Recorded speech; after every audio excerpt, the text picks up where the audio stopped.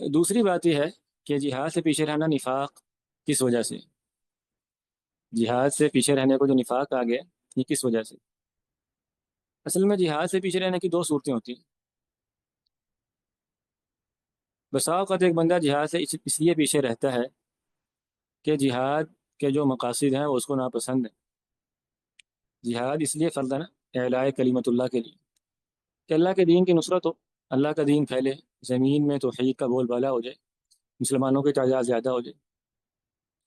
اگر تو ایک بندہ جہاد سے پیچھے اس لیے رہتا ہے کہ اسے اللہ کا دین پھیلنا ناپسند ہے اور اسے مسلمانوں کی نصرت کرنے میں، مدد کرنے میں کوئی دلچسپی نہیں ہے، اور اسے اس بات سے کوئی پرواہ نہیں ہے کہ اللہ کی زمین میں اللہ کے نام پر عبادت کی جائے یا صلیب کے نام پر سجدہ کیا جائے، اس کے لیے دونوں باتیں برابر ہیں، ایسا بندہ تو اعتقادی منافق۔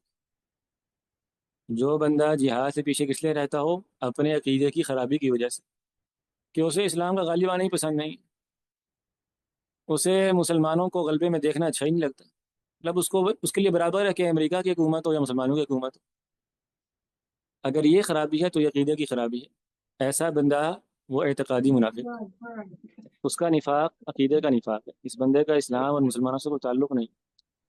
دوسرا وہ شخص ہے جو اس لیے پیچھے رہتا ہے کہ اس کو وہن کی بیماری نے آ لی ہے، جو کہ اس وقت مسلمانوں کے کہاں بیماری ہے، اللہ کے رسول صلی اللہ علیہ وسلم نے اس بات پر اشارہ بھی کیا کہ ایک وقت آئے گا کفار تم پہ چڑھ دوڑیں گے، اور جب چڑھ دوڑیں گے تو وجہ کیا ہوگی؟ حب دنیا و کراہیت الموت، کہ موت سے ڈر لگتا ہے، بزدلی کی بیماری۔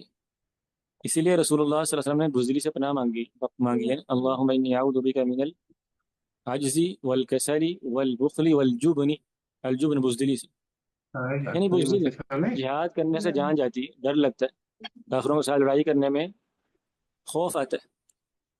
اگر اس وجہ سے کوئی مسلمان جہاد سے پیچھے رہنے والا ہے تو یہ اعتقادی منافق اگرچہ نہیں، لیکن اس کا عمل جو ہے وہ نفاق والا ہے، ٹھیک ہے، اس حدیث کی روشنی میں، کہ ایسا بندہ جو جہاد سے پیچھے رہتا ہے اور نہ جہاد کی نیت بھی نہیں کرتا، عزم بھی نہیں کرتا، کس وجہ سے؟ کہ ڈر لگتا ہے اس کو، دنیا کی محبت میں مبتلا ہے، تو یہ بندہ عملی نفاق کا شکار ہے۔